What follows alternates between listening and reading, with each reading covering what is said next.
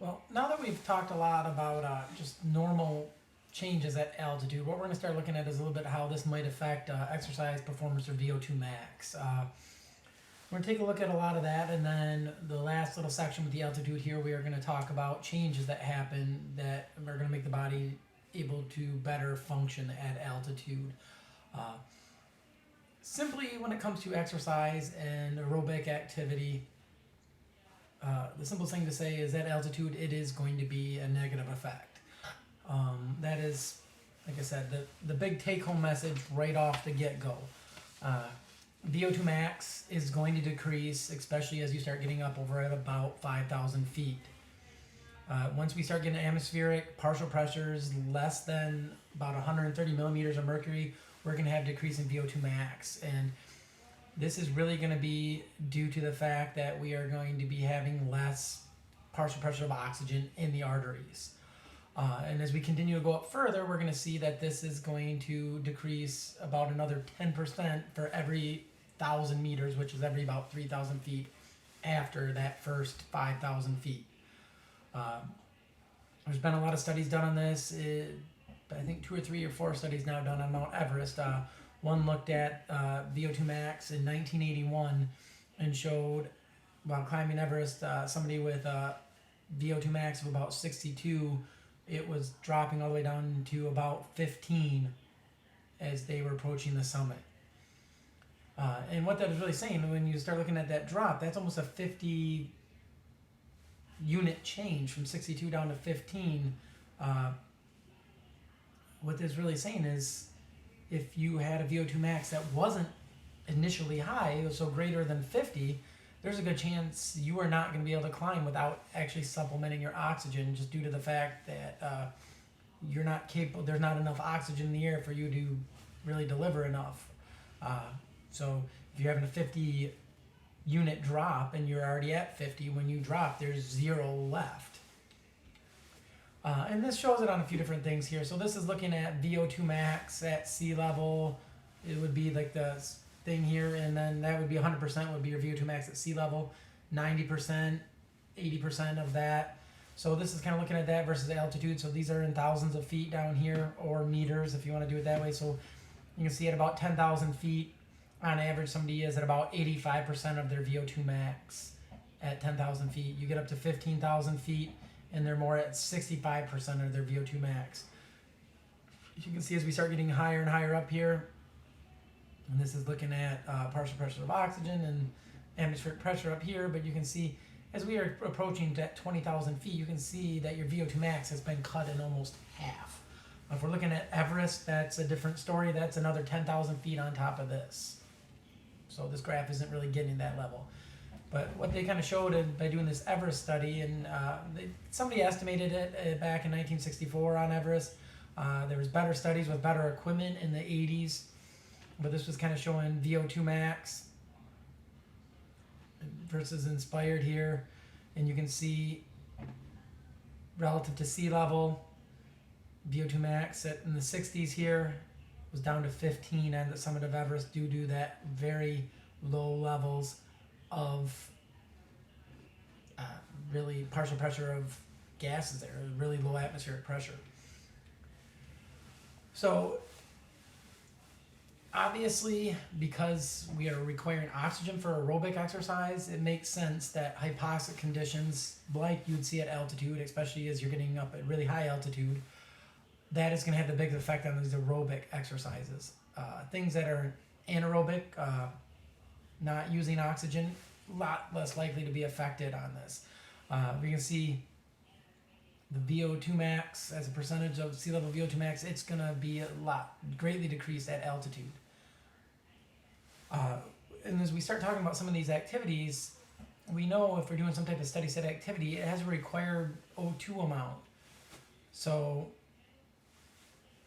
we know that regardless if you're at altitude or not, you're going to have still that requirement. But what we're going to start seeing at altitude is that requirement's going to be a bigger portion of your overall VO2 abilities. So if you're having a large drop in your VO2 max, and this particular activity requires 20% of your sea level VO2 max, and your VO2 max is cut in half, that's going to require almost half of your altitude VO2 max. So what it really means though is anybody who has a high sea level VO2 max is going to have an easier time at altitude. People that do not have a particularly high VO2 max, things are going to be much harder for them. They have less reserve in terms of how much oxygen they can deliver if their VO2 max is already at lower levels at sea level. Generally, we see anaerobic performance is not particularly affected. If anything, a lot of times it's better. So there is a little bit less thickness in the atmosphere. So generally, the sprint events, you don't see much change in those. Maybe a slight decrease in times, mainly because we're doing anaerobic and phosphocreatine system. There's not much in the way of aerobic going on there. Like I said, those run times on those shorter events tend to go a little bit lower. Same thing with swimming on these shorter events. Jumping distances definitely less increased. There's less wind resistance, thinner air. Definitely makes some of these things a little bit easier. Bob Beamon in the '68 Olympics at Mexico City at 7,500 feet of altitude set a world record that really was maintained almost until the 90s. So certain jump distances like long jump, triple jump would generally not be affected. Throwing events generally going to be a little bit better, but again depends on exactly what the event is doing. So when we start looking at what this is doing, we know that the changes in oxygen levels are going to be affecting a lot of different things here.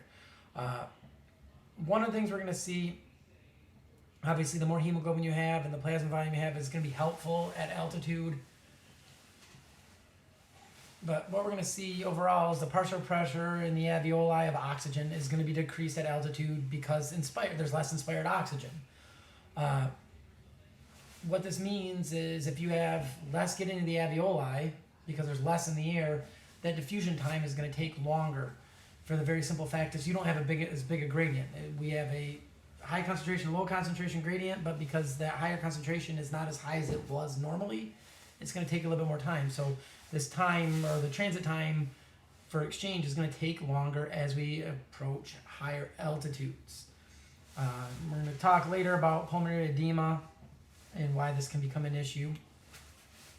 The other thing to kind of look at here is how are we doing with saturation of oxygen in these arteries? So how are we doing with hemoglobin saturation? Generally, even during heavy exercise, we do not see changes in this oxygen saturation of the arteries. So at arterial oxygen saturation or the hemoglobin saturation at sea level. What we're going to see as we go up in altitude, we are definitely going to see a decrease in this. So we're going to see saturation of hemoglobin decrease as altitude increases. I put this arrow on here to kind of show the trend. But you can see at higher partial pressures at lower altitudes, quite saturated. As we start going up to much higher altitudes, so multiply that by 3, it's about 16,000 feet. We can see that there is a big decrease in rest versus exercise too. So this is showing rest versus exercise and just overall saturation.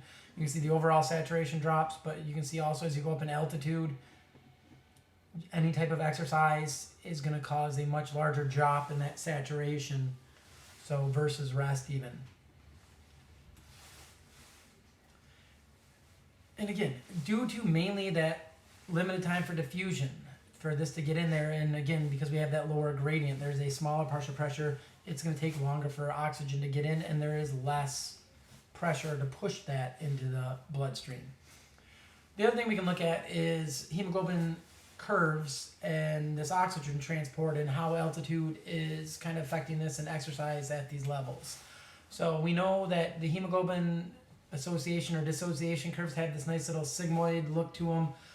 Normally at sea level, the partial pressure, we're up somewhere around here. Normally we're about 100% or 99% saturated of hemoglobin at sea level. Again, as we start going to lower partial pressures, you can see there is going to be less saturation of this. And this would be the normal curve right here. You can see that there's going to be decreasing saturation as those partial pressures start to decrease. You can see we need a relatively large decrease to get a big change here. But it is, again, this hemoglobin saturation is directly related to atmospheric pressure. And a decrease in that is going to lead to a decrease in arterial O2 levels, which is going to lead to a decrease in saturation of hemoglobin.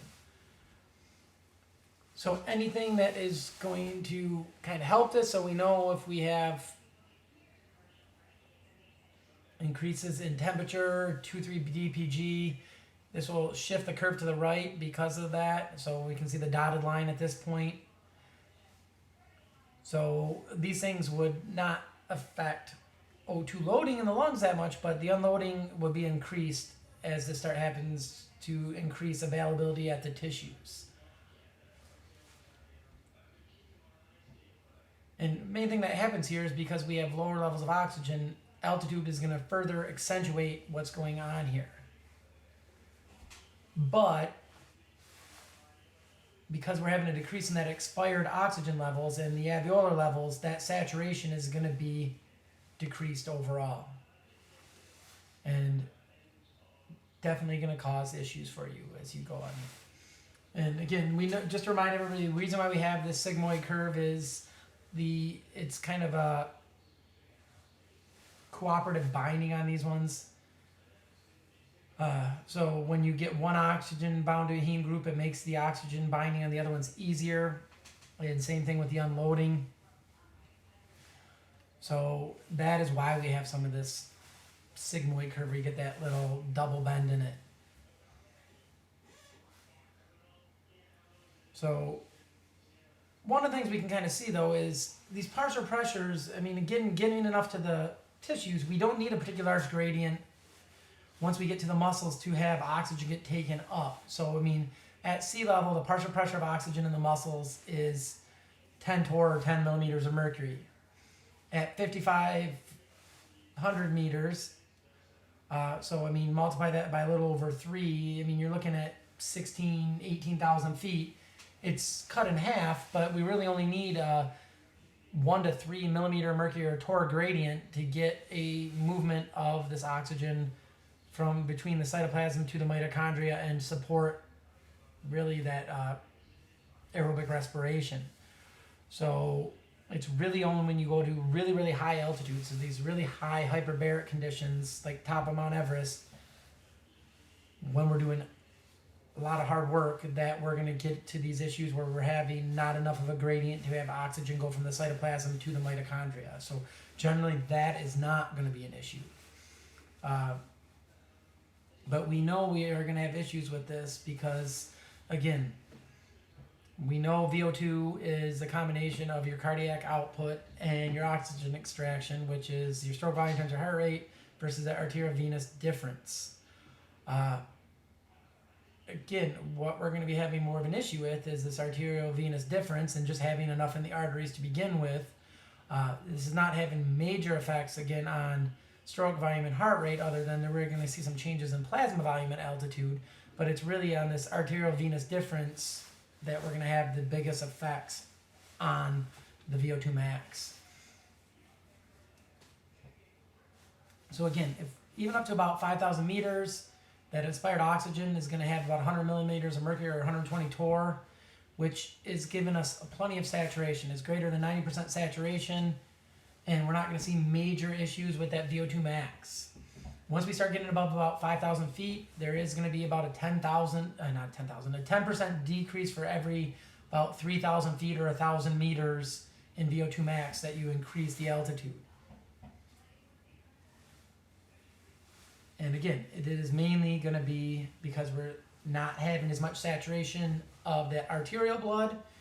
We cannot get as much extraction. So again, as I was already saying, the reason we're going to see a drop in this VO2 max is mainly because of that arteriovenous difference. We can't saturate the arteries as much, therefore we can't extract as much out. We can't generate as big a difference because we're starting with a lesser amount. And again, this is kind of showing you the percent of sea level maximal oxygen uptake versus altitude. You can see up to about 2,000 meters. You don't see any major changes to 2,000. That's about 6,000, 6,500 feet.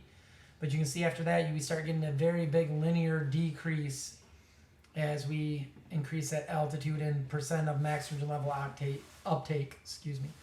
And you can see when we start getting up to about 8,000 meters, 6,000 meters, multiply that times 3 and change. So that's maybe about 20,000 feet. You can see you're at about 60% of sea level oxygen uptake. Everest is still another 10,000 feet above this. So you can kind of see why that mountain is such a nasty thing. And this is kind of showing you some of this variability in the population. So showing you a number of people. So this was 54 sea level residents visiting at about, that's going to be about 14,000 feet. And you can see here, nice little bell curve, but overall, they were seeing about a 25%, if you were taking kind of the average here, reduction of VO2 max at this altitude. Some it was worse, some it was better, but overall it was about a 25% reduction in VO2 max at altitude for this study. And as I was kind of saying, it really isn't that stroke volume or that heart rate. Our stroke volume and our heart rate are going to be able to maintain about normal sea level ones. Again, if we start getting to really, really high altitudes, there may be some issues with oxygen delivery to the heart muscle. We really don't have changes in that ventilation level, so we can still ventilate at the same rate. And we are going to ventilate at a higher level at altitude. And again, these are the things it's not affecting. If we're looking here, we are definitely going to have maximal exercise intensity decreases. So your maximal level of output is definitely going to be lower. And again, due to the not having the same ability to deliver oxygen to these muscles, but generally doesn't affect our maximal blood lactate levels. That being said, we will go to lactic acid fermentation at lower intensities at altitude for the very simple reason there's not as much oxygen delivered, so you can't stay as aerobic for as long or at the same intensities you could at sea level. And again, what we're going to see is that any particular our maximum overall we know is going to be decreased because our VO2 max is decreased. What we know is any steady state activity, the amount of cardiac output necessary or the amount of oxygen to perform that work, it's the number, it is what it is. So that number of a particular level of output is going to be a certain amount of VO2. That doesn't change when you go up in altitude. It's still, to do 50 watts of work or 100 watts of work, it's still going to require the same amount of oxygen. What we're going to see is generally we will have, because there's less oxygen in the environment, we are going to have the other part of that VO2 max equation, the cardiac output, offset those changes in extraction. So what we're going to see is we go up and start going up in altitude, you're still going to be able to do those same levels of maximal work, but you're going to be doing it at a higher cardiovascular strain, a higher cardiac output.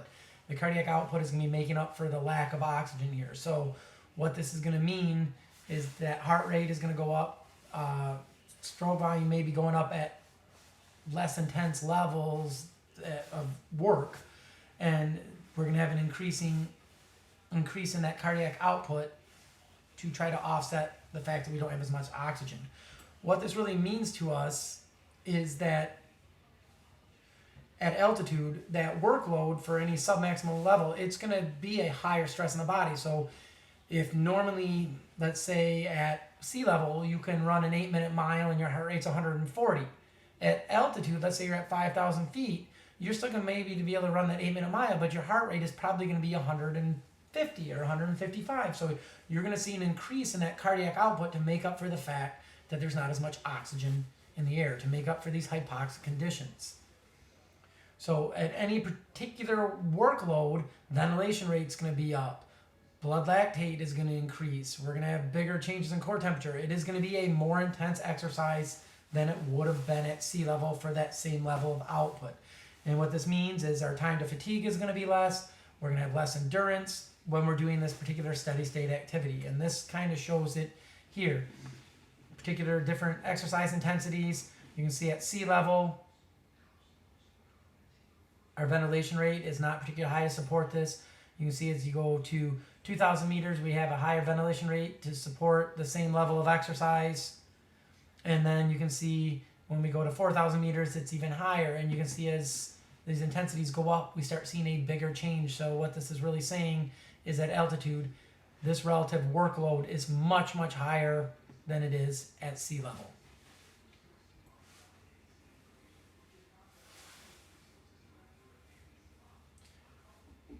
And like it says here, when we're working at the same absolute workload, the small increases that you might see in oxygen uptake are going to be increased needs for those respiratory and cardiac muscles because they are working harder to supply this. So that's part of the reason we're seeing some increases in the change in the actual workload possibly.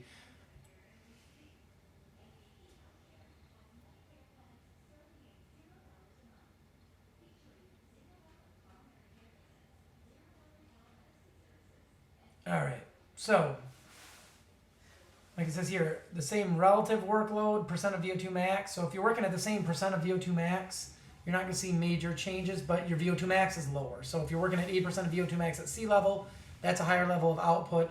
But if we're saying at altitude, because your VO2 max changes, if you reduce that intensity, so instead of trying to run an 8-minute mile, that let's say an 8-minute mile was 50% of your VO2 max at sea level.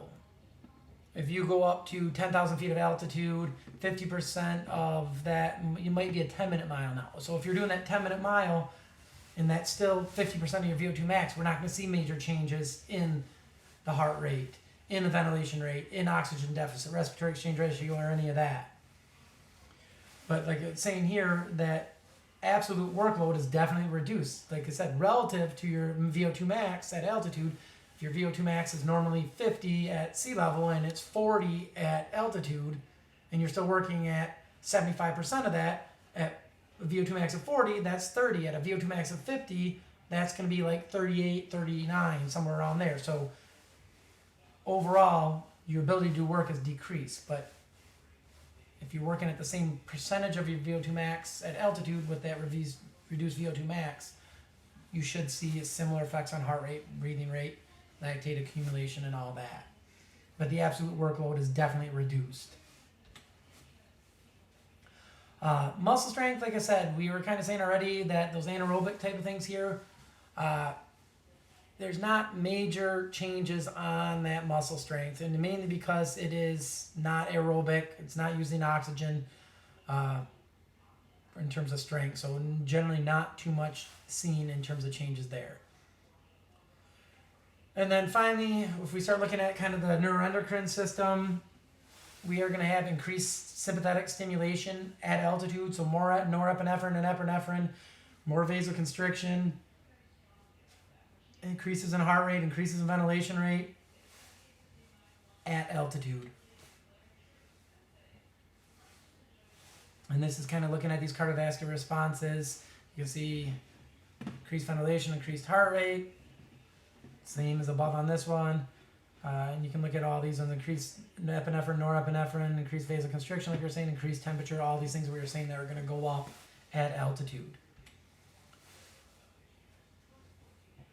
And again, if we're working at the same relative workload, we don't see changes there. But if we're talking about absolute workload, so again, this is kind of saying if we're doing an actual steady state activity and we're doing an 8-minute mile and then an 8-minute mile at altitude, that would be absolute workload. We are going to see greater increases of epinephrine, things like that there.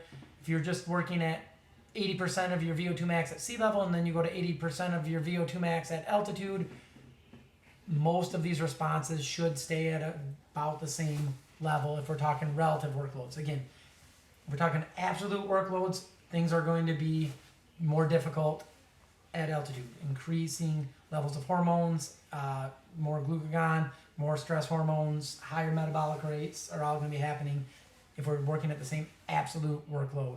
And again, that's the one thing I know I'm probably not doing the best I could on this one today here. But on each of these things here, when we're talking relative workload, that's just saying 80% of your VO2 max either at sea level or at altitude. Again, your VO2 max at altitude is going to be lower, so 80% of it there is a lesser workload. When we're talking about absolute workload, that is just saying if you're working at 200 watts of output, 200 watts at sea level is still, and 200 watts at altitude is the same workload. It's going to require a much larger kind of intensity response at altitude to work at that 200 watts versus sea level. That's what I mean when I'm saying absolute workload. So if I didn't explain that well in the first one, I apologize, but I, again, just wanted to come back and make sure that it made sense. The other thing that we're going to see as we get into altitude, hypoxia starts decreasing the activity of the angiotensin system. So we start seeing less ACE activity in the lungs. We see less angiotensin 2, less aldosterone, which means less sodium retention, less water retention. This is going to lead to some dehydration at altitude, and this can be definitely be an issue if that dehydration gets too much. We can start getting into some of the issues that we'll talk about in the next one here, which is this altitude sickness or mountain sickness. We know normally decreased blood flow to the kidneys would stimulate that renin, which starts the whole angiotensin cascade and promotes water retention and sodium retention by the kidneys. So this is one of the things that definitely support this stuff. We definitely need more water intake at altitude to support any type of activity there. Again, also because you're going to lose, it's much drier air, you are going to tend to lose more through respiration as well. And because you're generally having a higher ventilation rate, you're also blowing off more water that way. So again, definitely need a lot of water intake increases at altitude. So what we'll talk about on the next one here is just issues with mountain sickness and what are some of the effects of that altitude in terms of what you start feeling as you start going up in altitude. So I will talk to you again